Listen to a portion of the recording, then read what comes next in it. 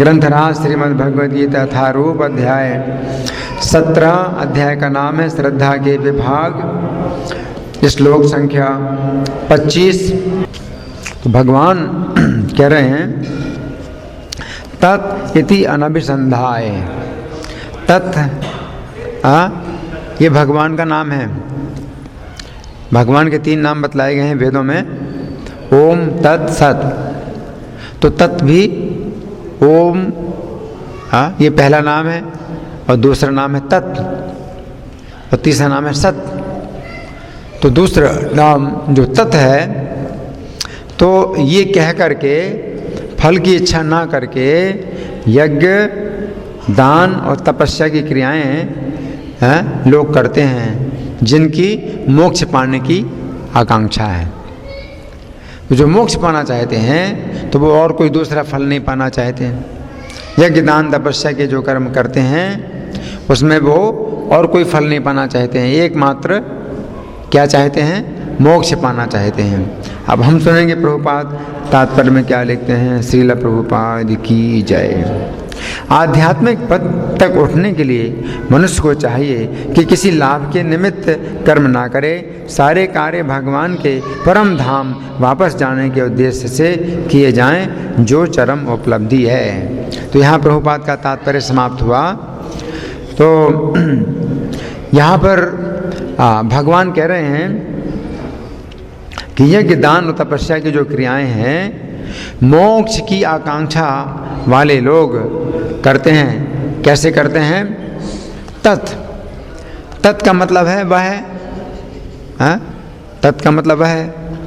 लेकिन संस्कृत में तत् शब्द का प्रयोग उसके लिए भी होता है, उसके लिए, उसके लिए, उसका मतलब यज्ञ, जब यज्ञ का कार्य करते हैं तो क्या भावना रहती है कि मैं उसके लिए कर रहा हूँ। किसके लिए कर रहा हूँ? उस परमेश्वर के लिए कर रहा हूँ, उस परमेश्वर को प्रसन्न करने के लिए कर रहा हूँ। तो ये भावना है। तो अगर हम जो है परमेश्वर को प्रसन्न करने के लिए ये कार्य करें, यज्ञ, दान और तपस्या के कार्य करें, तो ये सत्वगुण से ऊपर उठ जाते हैं। सत्वगुण में हमने चर्चा की थी पहले कि सत्वगुण में भावना क्या रहती है?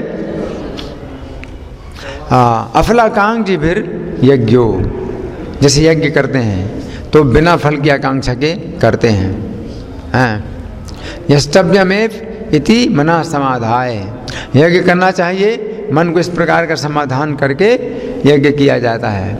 तो सत्वगुण में है। इन सत्वगुण से ऊपर अगर आप तत् शब्द का प्रयोग करते हैं तो सत्वगुण से ऊपर हो जाता है।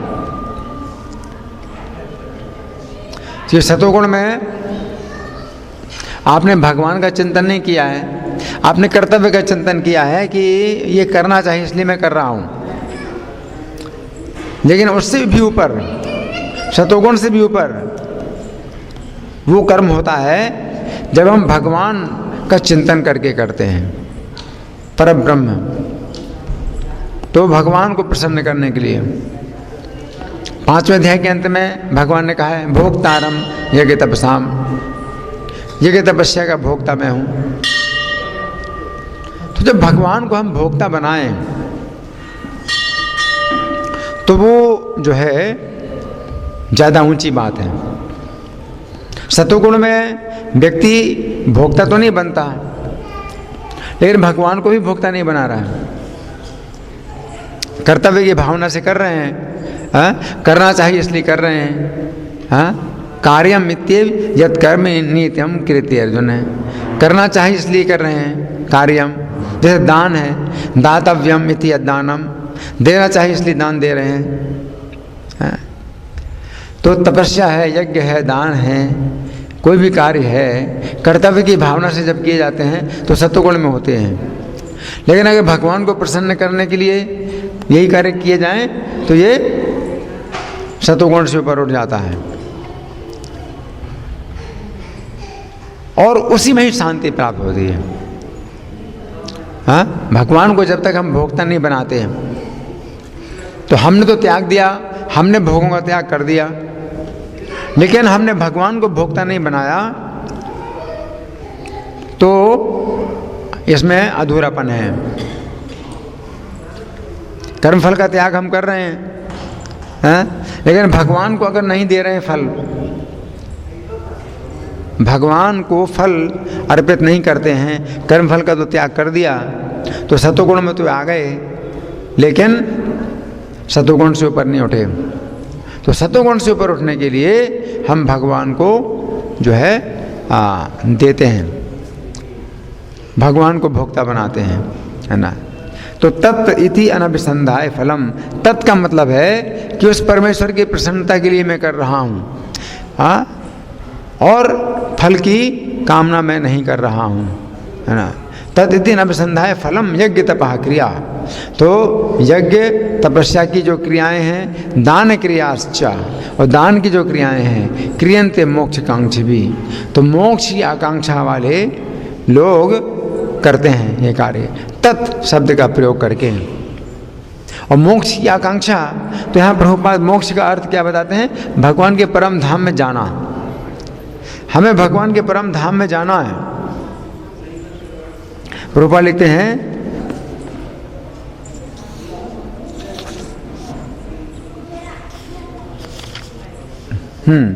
सारे कार्य भगवान के परम धाम वापस जाने के उद्देश्य से किए जाएं जो चरम उपलब्धि है। तो तत् का मतलब है मैं उसका हूं, मैं उसका हूं, तो मेरा सब कुछ भी उसका है।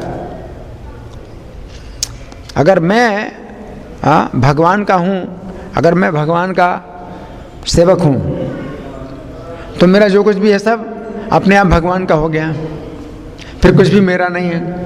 अगर मैं ही भगवान का सेवक बन जाऊं तो फिर मेरा क्या रहा? जो कुछ मेरा है वो अपने आप भगवान का हो गया। और सेवक का कार्य है स्वामी की प्रसन्नता के लिए कार्य करना, तो भगवान की प्रसन्नता के लिए कार्य करना। तो ये जो भावना है अपने आप आ जाती है। तो तत् इति अनभिसंधाय, तत् का मतलब है कि भगवान, मैं भगवान का हूँ, या ये सब जो कार्य हैं भगवान की प्रसन्नता के लिए हैं, इस भावना से जब किया जाता है, तो फिर अपना जो है फल भोगने में अधिकार नहीं है। फिर हमारा अधिकार नहीं है कि हम फल को भोगें। सेवक जो कुछ भी कर्म करता है उसका फल स्वामी भोगता है।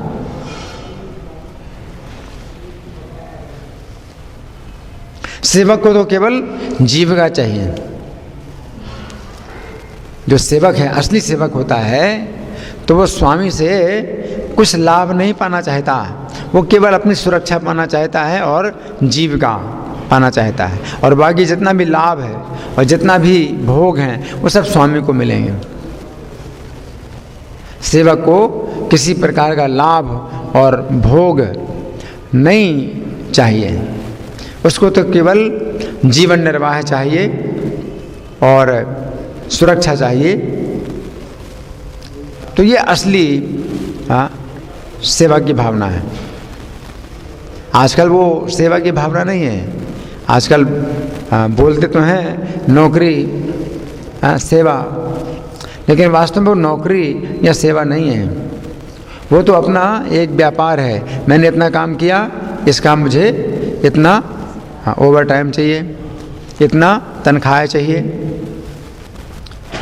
तो ये तो एक व्यापार है, ये सेवा नहीं है। सेवा जो है तभी मानी जाती है जब सेवक प्रत्येक कार्य स्वामी के लाभ के लिए करता है। सब लाभ स्वामी को मिलता है। सेवक तो केवल अपनी जो कम से कम आवश्यकताएं हैं, शरीर की आवश्यकताएं हैं, केवल वही चाहता है।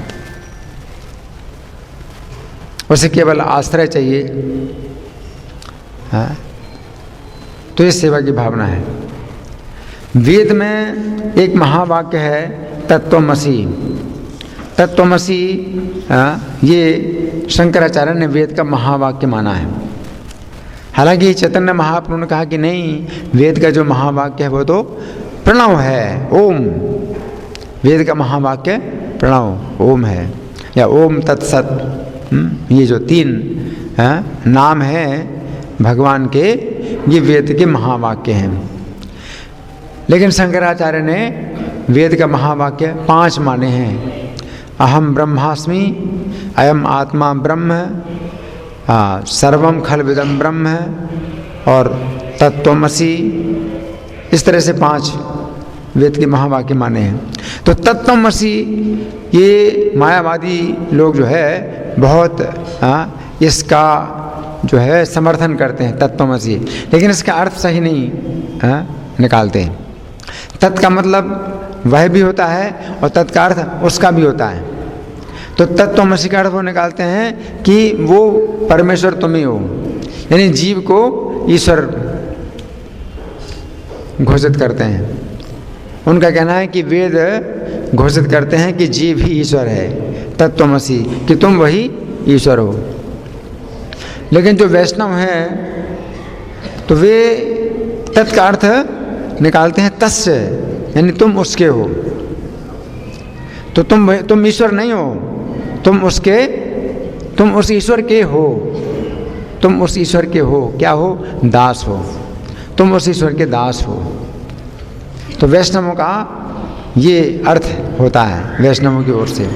और यहाँ भी जो तत् शब्द का प्रयोग किया गया है वो उसी भाव में किया गया है कि उसके हैं, आप उसके हैं, है ना।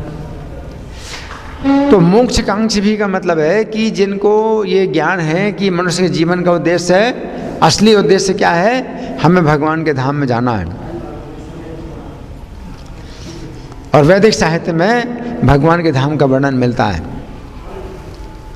आज की शिक्षा में ये सूचना नहीं मिलती कि भगवान का ध्यान क्या है।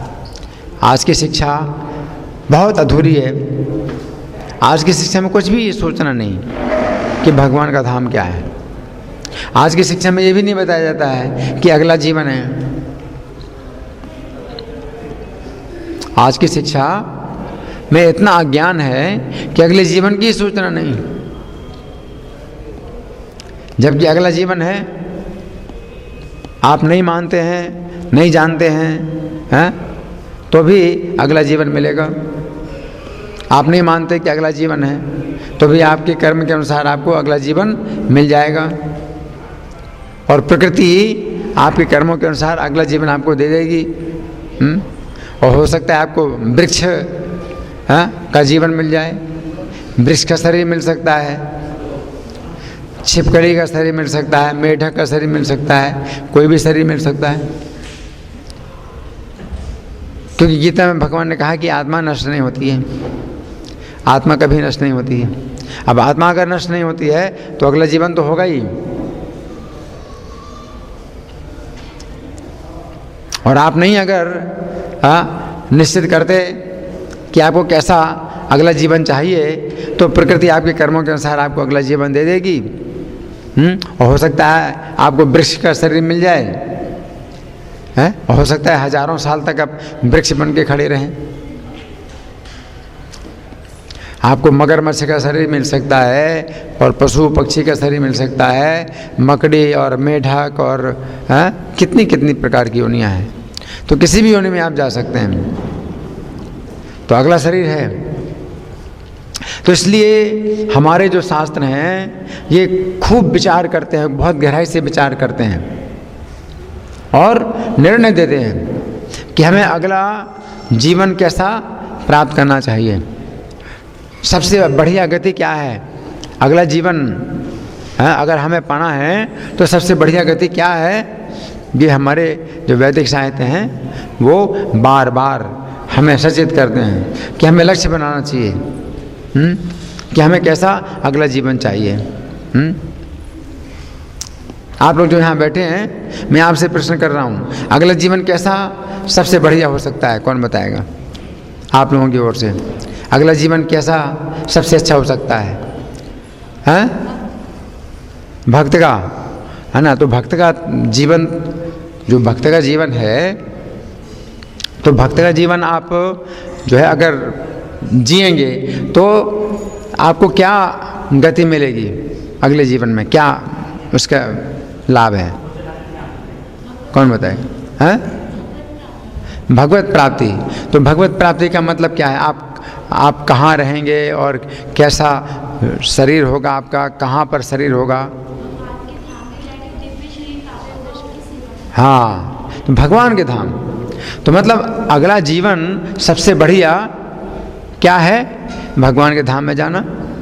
और भगवान के धाम में जो शरीर मिलेगा वो कैसा होगा?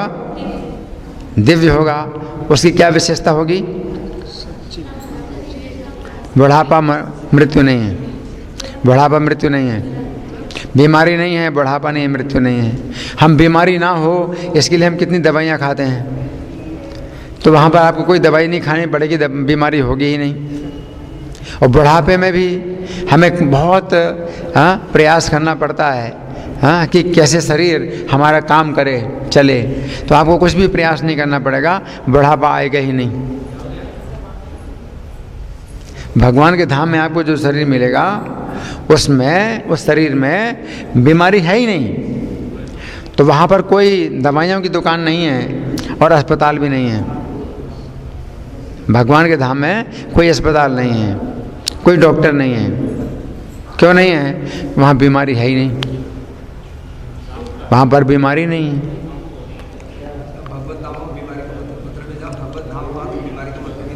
बीमारी नहीं है वहाँ पर, शरीर है लेकिन बीमारी नहीं। जो मूर्ख लोग हैं वो कहते हैं कि नहीं नहीं, अगर शरीर है तो बीमारी भी है, इसलिए शरीर ही नहीं है। तो निराकारवादी हैं, तो सोचते हैं कि उनको इतना ही अनुभव है कि भाई शरीर होता है तो बीमारी होती है, तो हमें शरीर ही नहीं चाहिए। लेकिन हमारे शास्त्र बताते हैं कि नहीं, शरीर जो है वहाँ पर है, शरीर है वहाँ पर, और घर है, मकान है, परिवार है, सब कुछ है। लेकिन क्या नहीं है? बीमारी नहीं है। और क्या नहीं है? बुढ़ापा नहीं है। और क्या नहीं है? मृत्यु नहीं है। शरीर है, घर है, परिवार है, सब कुछ है, लेकिन क्या नहीं है? बीमारी नहीं है, बुढ़ापा नहीं है, मृत्यु नहीं है। अब आप सोचिए कैसा जीवन है ये। हमारे जो शास्त्र है ये हमें सूचना दे रहे हैं, इसकी सूचना हमें कहीं नहीं मिलेगी। आज के विज्ञान को ये सब सूचना पता नहीं। आज का जो विज्ञान है, आज की जो शिक्षा है, वो बहुत अज्ञान में है, बहुत अज्ञान में। वो तो अगला जीवन ही नहीं मानती, शरीर में आत्मा को ही नहीं मानती। आज की जो शिक्षा है वो क्या बताती है? शरीर में आत्मा नहीं है। आज की शिक्षा क्या बताती है? शरीर में आत्मा नहीं है। तो शरीर में जीवन फिर कैसे होता है? रसायनों के कारण, रसायनों से जीवन आता है। अब रसायनों से अगर जीवन आता है तो रसायनों के द्वारा आप जीवन बनाइए। रसायनों से अगर जीवन आता है तो सब रसायन तो आपके पास हैं, आप जीवन बनाइए। तो उनके पास कुछ भी प्रैक्टिकल नहीं है, लेकिन थ्योरी देते हैं, सिद्धांत देते हैं, लेकिन उसका कोई प्रयोग है ही नहीं उनके पास। तो शरीर में आत्मा नहीं मानते, जबकि गीता में भगवान बार बार दोहराते हैं, देही। जो शरीर है ये वस्त्र है, ये शरीर वस्त्र है। और वस्त्र का आकार तब कब होता है? जब कोई पहनता है। अगर आप वस्त्र को पहनते हैं तभी तो वस्त्र को आकार मिलता है। आप वस्त्र को उतार देते हैं तो फिर उसका कहाँ आकार है? उसी प्रकार से शरीर का जो आकार है ये बनता कैसे? जब आत्मा उसे धारण करता है। तो शरीर वस्त्र की तरह है, आत्मा अगर ना हो तो शरीर को आकार मिलेगा ही नहीं। तो आत्मा का आकार है, आत्मा है, जीवात्मा है। जीवात्मा कभी नष्ट नहीं होती। न हन्यते हन्यमाने शरीरे। तो अगर जीवात्मा कभी नष्ट नहीं होती है तो इस भौतिक संसार में हम क्यों बार बार ऐसे शरीर पाते हैं जो बार बार नष्ट होते हैं? तो आत्मा के लिए ये बहुत ही दुर्भाग्य की स्थिति है कि उसको बार बार शरीर मिलते हैं जो नष्ट होते हैं, शरीर बार बार बदलना पड़ रहा है। तो आत्मा नष्ट नहीं होती है, लेकिन मृत्यु का उसे कष्ट मिल रहा है। आत्मा का जन्म नहीं होता है, इन जन्म का कष्ट आत्मा को ही मिल रहा है। आत्मा को कभी बीमारी नहीं होती, लेकिन बीमारी का कष्ट किसको मिल रहा है? आत्मा को ही मिल रहा है। आत्मा कभी बूढ़ी नहीं होती है, लेकिन बुढ़ापे का कष्ट भी आत्मा को मिल रहा है। कष्ट तो मिल रहा है, कष्ट किसको मिल रहा है? आत्मा को मिल रहा है। तो हम कष्टपूर्ण स्थिति में क्यों रहें? जैसी आत्मा है वैसा ही शरीर क्यों ना मिले हमको। आत्मा में जन्म नहीं है, बुढ़ापा नहीं है, बीमारी नहीं है और मृत्यु नहीं है, तो ऐसा ही शरीर क्यों ना मिले हमको कि शरीर का भी न जन्म हो, न बीमारी हो, न बुढ़ापा हो, न मृत्यु हो। तो ये जो ज्ञान है ये भगवद गीता देती है।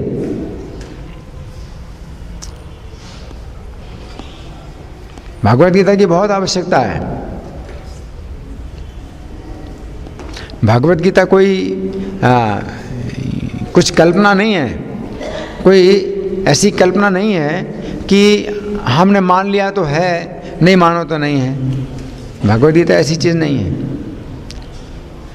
कोई कहे कि नहीं अब गीता को अगर आप मानो तो है, गीता की जो बातें हैं अगर आप मानते हो तो वो हैं और नहीं मानते हो तो नहीं है, ऐसा नहीं है। आप मानते हैं नहीं मानते हैं, लेकिन गीता में जो कुछ लिखा है वो बदल नहीं सकता, वो है। अगर भगवान कहते हैं कि अविनाशी है, जीवात्मा अविनाशी है, शरीर नष्ट होता है लेकिन जीवात्मा नष्ट नहीं होता है, तो ऐसा नहीं है कि आप के मानने से होता है और नहीं मानने से नहीं होता। जो लोग आत्मा को नहीं मानते तो उनकी आत्मा नहीं है। आत्मा तो है, हमारी आत्मा, आपकी आत्मा, सबकी आत्मा है। आप मानते नहीं मानते। पशुओं को कुछ भी ज्ञान नहीं, पशु लोग नहीं मानते आत्मा को। पशु जो है अपने को शरीर मानते हैं, अपने को आत्मा नहीं मानते।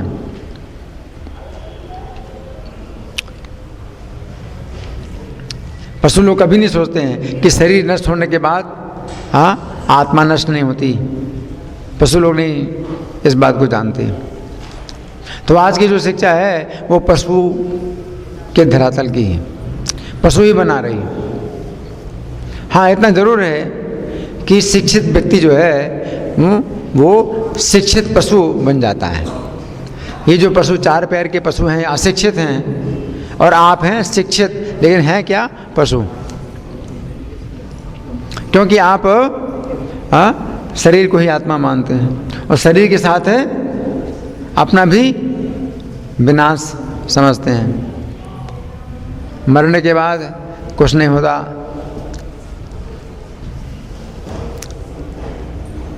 तो इतनी शिक्षा पाने के बाद भी आप क्या हैं? पशु हैं। लेकिन हाँ, वे पशु अशिक्षित हैं और आप शिक्षित पशु हैं। वे पशु चार पैर के हैं और आप दो पैर के हैं। उनके पूंछ है, सींग है, आपके पूंछ और सींग नहीं है, हैं? लेकिन हैं क्या? द्विपाद पशु, दो पैर के पशु हैं। वे चार पैर के पशु हैं, वे आप दो पैर के पशु हैं। वे अशिक्षित पशु हैं, आप शिक्षित पशु हैं। लेकिन उद्देश्य क्या है? वही है। वो चार पैर के पशु हैं, उनका भी उद्देश्य क्या है? खाना, सोना, भोग करना, सुरक्षा करना।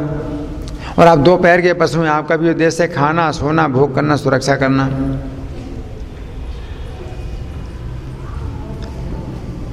हाँ? क्योंकि आप क्या सोचते हैं कि मरने के बाद कोई जीवन नहीं, तो बस जितना जीवन है इसी में ही जितना खाना है, सोना है, भोग करना है कर लो, अगला जीवन है ही नहीं। आज की शिक्षा क्या है? आज की शिक्षा यही है।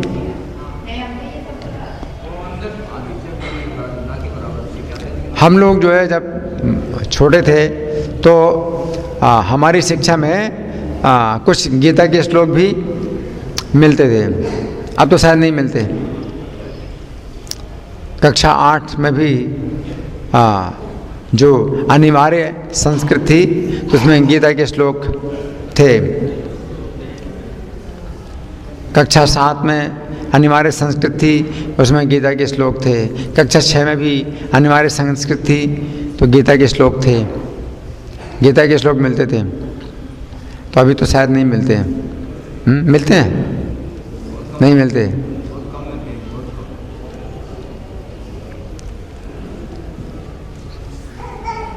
और प्रार्थना भी हम लोग जो प्राइमरी में पढ़ते थे कक्षा 5 तक, तो प्रार्थना होती थी, प्रार्थना गाई जाती थी।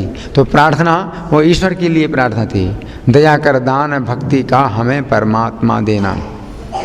अब तो शायद वो भी नहीं है, वो भी प्रार्थना नहीं है ना। तो कलयुग का प्रभाव बढ़ता जा रहा है और ईश्वर विहीन ये शिक्षा जो है ईश्वर विहीन होती जा रही है।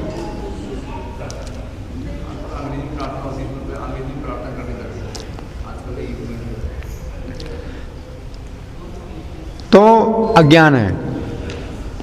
इस शिक्षा का कोई महत्व नहीं।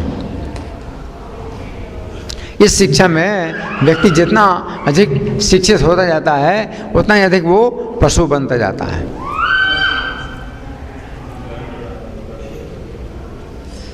शिक्षा में व्यक्ति अपने जीवन के कितने वर्ष बिता देता है। अगर एमए कर लिया, एमएससी कर लिया तो 16 साल में एमए या एमएससी होता है।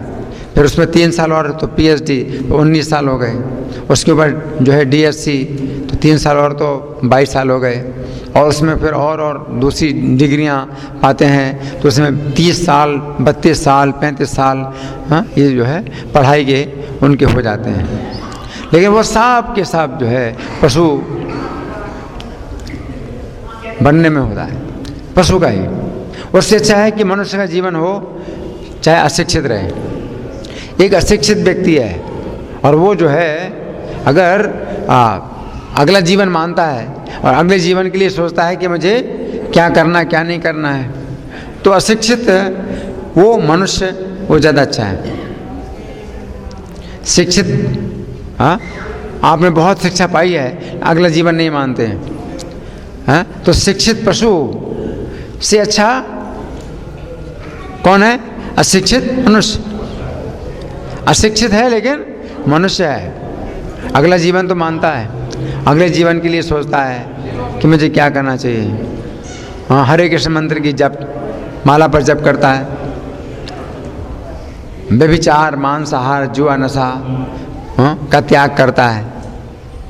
तो वो अशिक्षित होते हुए भी वो मनुष्य के जीवन का लाभ उठा रहा है, तो वो ज़्यादा अच्छा है। उससे अच्छा है अशिक्षित बना रहे, कम से कम मनुष्य तो है। शिक्षा में जो है मनुष्य को क्या बनाते हैं? पशु बनाते हैं। इसलिए प्रभुपाद ने क्या कहा, आज की जो शिक्षा है, आज की जो विद्यालय हैं, ये कसाई घर है। कसाई घर में क्या होता है कि पशु अंदर जाता है और उसका जो है जीवन खत्म हो जाता है, समाप्त हो जाता है। और ये कसाई घर है, इनमें क्या होता है? मनुष्य का जीवन समाप्त करके पशु का जीवन दिया जाता है। ये कसाई घर है। ये कॉलेज हैं या यूनिवर्सिटी हैं, उनमें कोई जाता है, मनुष्य जाता है और अशिक्षित मनुष्य वहाँ जाता है और शिक्षित पशु बनकर निकलता है। तो मनुष्य के जीवन की हत्या हो गई, पशु का जीवन मिल गया, शिक्षित पशु।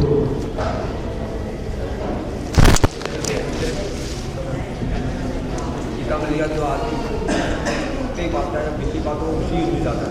शिक्षित पशु बन करके निकलता है। इसमें 15 दिन शिक्षित पशु बन करके निकलता है। जीवन का उद्देश्य क्या है? खाना, सोना, भोग करना, सुरक्षा करना, बस ये। इतनी पढ़ाई का, इतनी पढ़ाई जो उसने की है, उसका उद्देश्य क्या है? पशु की आवश्यकताएं पूरी करना।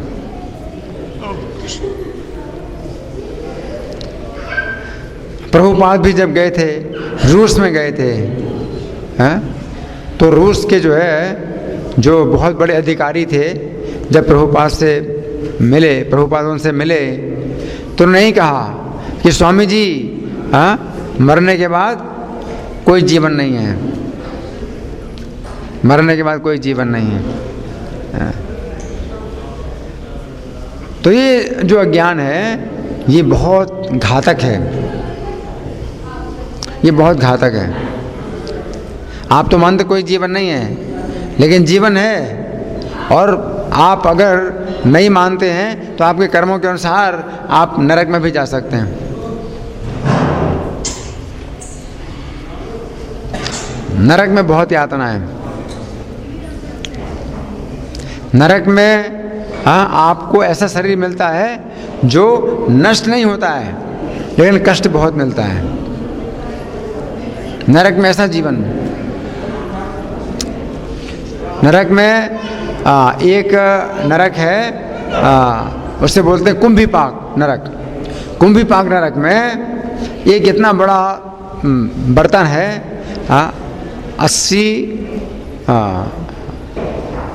80 किलोमीटर का लंबा चौड़ा बर्तन है, और उसमें तेल खोल रहा है और नीचे आग जल रही है। उसमें उसको डाल दिया, उबलते तेल में डाला जाता है। उबलते तेल में हमारा शरीर जाएगा तो नष्ट हो जाएगा, लेकिन वहाँ पर ऐसा शरीर मिलता है कि उसका शरीर नष्ट नहीं होता, ये कष्ट भोगता है, बहुत कष्ट भोगता है। हरि बोल। आत्मा तो डेफिनेटली होती है, मेरा अनुभव किया हुआ है। तो उसमें जो है शरीर नष्ट नहीं होता है, लेकिन शरीर को बहुत कष्ट मिलता है। आप सोचिए, तब में खोलते उबलते हुए तेल में किसी को डाला जाए, हैं? और शरीर नष्ट ना हो तो कितना कष्ट होगा।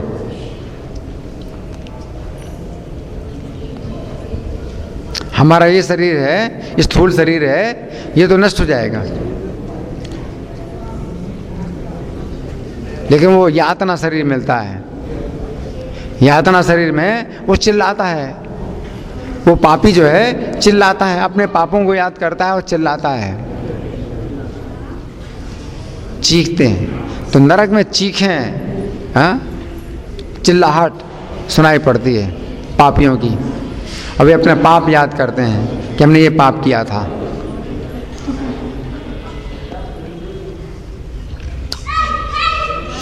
तो ब्रह्म संहिता में भगवान के धाम का वर्णन है। भगवान का धाम कैसा है? चिंतामणि प्रकर सद्मसु कल्प वृक्ष, लक्षावृतेषु सुरभि अभिपालयन्तम, लक्ष्मी सहस्र शत संभ्रम से विमानम, गोविंद मादि पुरुषम तमहम भजामि। चिंतामणि प्रकर सद्मसु, वहाँ कैसे घर हैं? जो भगवान का गोलोक धाम है, वहाँ पर कैसे घर हैं? चिंतामणि प्रकर सद्मसु, चिंतामणियों से बने हैं। वहाँ के घर चिंतामणियों से बने हैं। यहाँ पर घर बनते हैं ईंट, गारा, सीमेंट से बनते हैं, लेकिन वहाँ के जो घर हैं वो चिंतामणियों से बने हैं। चिंतामणि प्रकर सद्मसु कल्प वृक्ष लक्ष्य आवृतेषु, और वे जो घर हैं लाखों कल्प वृक्षों से घिरे। कल्प वृक्ष, कल्प वृक्ष के नीचे अगर आप बैठ जाएं तो आपकी सब इच्छाएं पूरी होंगी। और वहाँ पर एक वृक्ष नहीं है, लाखों कल्प वृक्ष हैं। कल्प वृक्ष लक्षावृतेषु सुरभिरभिपालयन्तम, और सुरभि गाय का पालन करते हैं भगवान। वहाँ पर जितनी गौएं हैं सब सुरभि गायें। सुरभि गाय उसे कहते हैं जो हर प्रकार की इच्छाएं पूरी करे, हर चीज़ देती है। लेकिन वहाँ के निवासी केवल दूध और दूध से बनी हुई चीज़ें ही केवल उसी से उनकी आवश्यकताएं पूरी होती हैं। लेकिन सुरभि गाय से आपको हर चीज़ मिलती है, जो चीज़ चाहें वो मिलती है। सुरभि रवि पालयंतम लक्ष्मी सहस्त्र शत संभ्रम से विमानम। और वहाँ पर 7 सहस्त्र लक्ष्मियों के द्वारा भगवान की सेवा होती है। 7 सहस्त्र का मतलब 1 लाख, तो लाखों लक्ष्मियाँ हैं भगवान की सेवा करने में। और वे संभ्रम पूर्वक सेवा करती हैं। संभ्रम का मतलब है कि उनको डर है कि भगवान हमें कहीं सेवा से निकाल ना दें। इस संसार में एक लक्ष्मी के लिए जो है कितने देवता तरसते हैं कि एक दृष्टि, दया दृष्टि मिल जाए लक्ष्मी की। और लक्ष्मी जी एक दृष्टि डालती हैं और फिर दोबारा दृष्टि नहीं डालती। लक्ष्मी जी चंचला हैं। इस भौतिक संसार में लक्ष्मी किसी को मिलती है, धन संपत्ति मिलती है, लेकिन स्थायी नहीं होती है। कहीं कभी लक्ष्मी उधर जाती, कभी उधर जाती, कभी उधर जाती, स्थायी नहीं। लेकिन वहाँ कृष्ण की सेवा में लाखों लक्ष्मियाँ हैं और वे डरती हैं कि कहीं भगवान हमें अपनी सेवा से छुट्टी ना कर दें। उनको इस बात का डर है। लक्ष्मी सहस्त्र शत संभ्रम से विमानम गोविंद मादि पुरुषम तमहम भजामी। तो उन आदि पुरुष गोविंद का मैं भजन करता हूँ। तो भगवान के धाम का वर्णन है। तो जीवन का उद्देश्य क्या है कि हमें ऐसे भगवान के धाम में जाना चाहिए। अगर हम भगवान के नामों का कीर्तन करें, जप करें और हमारी भौतिक इच्छाएं समाप्त हो जाएं, तो क्या होगा? हम भगवान के धाम में जा सकते हैं। इसलिए हरे कृष्ण आंदोलन है, ये हरे कृष्ण मंत्र का जप करने का प्रचार करता है। हम लोग सबको आग्रह करते हैं कि हरे कृष्ण मंत्र का जप करिए। तो भगवान के नामों का कीर्तन, तो ये जो है हमको वहाँ ले जाएगा। हाँ जी। जैसे ये जो ग्रहों का असर होता है ना, जो ग्रहों का असर होता है, तो वो कई बारी बाहरी ऐसी परिस्थितियाँ लाता है जिनकी वजह से हम पूजा पाठ या इनका प्रश्न है कि ग्रहों का जो प्रभाव है उससे भी हमारे ऊपर असर पड़ता है। देखिए, मनुष्य का जीवन आपको प्राप्त हुआ है। इसमें आपके जीवन में कई ऐसे बिंदु आते हैं जहां आप के पास चुनाव होता है कि आप भगवान के रास्ते में जाना चाहते हैं, माया के रास्ते में। मनुष्य के जीवन में ऐसे कई बिंदु हैं जिस समय आपके ऊपर जो है चुनाव, आपके हाथ में चुनाव होता है। आप चुनिए। और अगर आपके मन में चुनाव हुआ कि नहीं मुझे इन सब कष्टों से छूटना है, तो भगवान आपको वो रास्ता दिखाते हैं। तो मनुष्य का जीवन इसलिए मिला है। हाँ, आप पशु पक्षियों के जीवन में कह सकते हैं। पशु पक्षियों के जीवन में वो तो जो है भोग योनि है, उनका कुछ कर्म नहीं बनता। लेकिन मनुष्य के जीवन में नए कर्म बनते हैं। आप नए कर्म करते हैं तो आपके अनिष्टम इष्टम मिश्रम च त्रिविधम कर्मणा फलम। आपके कुछ कर्म होते हैं जिनका फल होता है अनिष्ट, और कुछ कर्म होते हैं जिनका फल होता है इष्ट, और कुछ कर्म होते हैं जिनका फल होता है मिश्रित होता है। हाँ, अच्छा और बुरा दोनों। अच्छे कर्म होते हैं जिसका फल होता है इष्ट, यानी अच्छा फल मिलता है, और कुछ बुरे कर्म होते हैं जिनका फल बुरा मिलता है। कुछ मिश्रित कर्म होते हैं, अच्छा बुरा दोनों मिला हुआ होता है। तो मनुष्य के जीवन में ही कर्म होते हैं। तो कर्म जो है जब आपके मनुष्य के जीवन में होते हैं तो ये आपका चुनाव है कि आप कैसे कर्म करें। इसमें ग्रहों का कोई प्रभाव नहीं है। मनुष्य का जीवन ही जो है एक अवसर है कि आप चुन सकते हैं कि आपको कैसी गति पाना है। आप अच्छी गति पाना चाहते हैं या बुरी गति पाना चाहते हैं या मिश्रित गति पाना चाहते हैं, तो आपका चुनाव है। इसलिए मनुष्य के जीवन में हम लोग जो है ये प्रचार करते हैं हम लोग प्रचार करते हैं कि आप दुर्भाग्य का चुनाव मत करिए, सौभाग्य का चुनाव करिए। अगर हरे कृष्ण मंत्र का आप जाप करें, किसी भी तरह से भी अगर आप बोलते हैं तो आपका सौभाग्य है, इतना बड़ा सौभाग्य। भगवान ने मनुष्य के जीवन में ये नाम दिया है। दूसरे शरीर में आप ये हरे कृष्णा नहीं बोल सकते,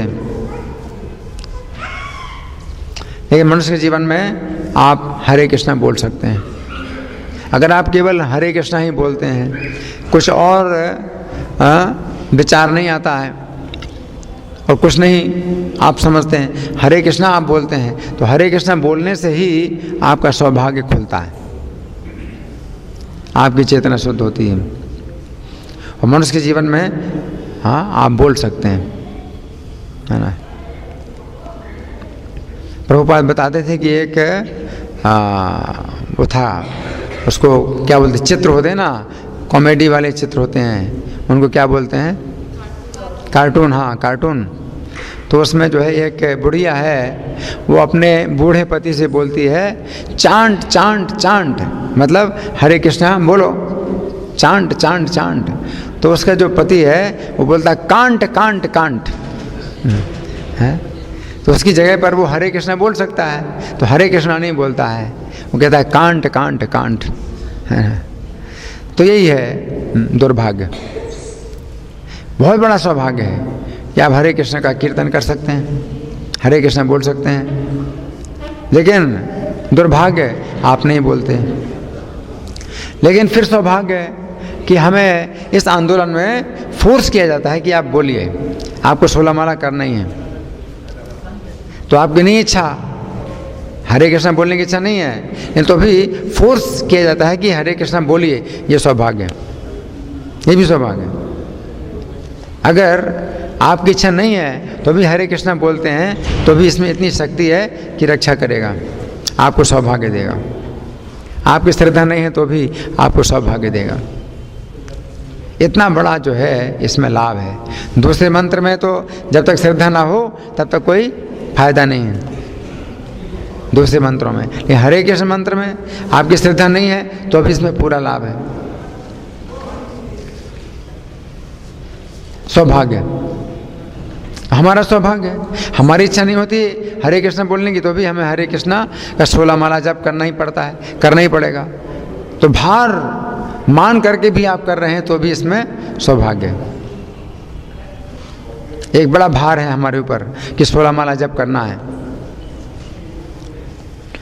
तो भार भी जो है आप समझ करके अगर हरे कृष्ण का जाप करें तो भी इसमें सौभाग्य है। हमारी रुचि नहीं है हरे कृष्ण जाप करने में, लेकिन फिर भी सौभाग्य है कि हम कर रहे हैं। नाम नाम अकार्य बहुधा निज सर्वशक्ति तत्रार्पिता, कि भगवान ने अपने बहुत से नाम दिए हैं और अपने नामों में अपनी संपूर्ण शक्तियां डाल दी। और स्मरणे नियमितः, तत्रार्पिता नियमितः स्मरणे न काला, और नियम, समय का कोई नियम नहीं है। ये भगवान ने नियम नहीं बनाया कि उनके नाम लेने में कोई प्रतिबंध है कि भाई इस समय नाम नहीं लेना है, हर समय नाम ले सकते हैं, हर समय हरे कृष्ण बोल सकते हैं। तो इतनी कृपा है भगवान की, इतनी कृपा है। लेकिन मेरा दुर्भाग्य है कि मेरा कोई अनुराग नहीं है, दुर्भाग्य है कि मेरा अनुराग नहीं नाम में है, लेकिन फिर भी सौभाग्य है कि मैं नाम ले रहा हूँ। आप नाम ले रहे हैं, तो अपने आप में बहुत बड़ा सौभाग्य है, किसी भी तरह से ले रहे हैं। हंस करके बोलते हैं या रो करके बोलते हैं, जैसे भी बोलते हैं, हरे कृष्ण बोलते हैं तो हरे कृष्ण बोलो, हंस करके बोलो या रो करके बोलो, जैसे भी बोलो हरे कृष्ण बोलो। आपकी कितनी भी तनाव की स्थिति है, तनाव का जीवन है, कई तरह के जो है उसमें चिंताएं हैं, बाधाएं हैं, फिर भी आप हरे कृष्ण बोलिए, है ना। तो हरे कृष्ण में जो है सौभाग्य का द्वार खुल जाता है। ठीक है, धन्यवाद। ग्रंथराज श्रीमद् भगवद गीता की जय, जगत गुरु शिला प्रभुपाद की जय, श्री श्री राधा पार्थसारथी ललिता विशाखा गौर निताई, सीताराम लक्ष्मण हनुमान प्रहलाद नरसिंह देव की जय हो।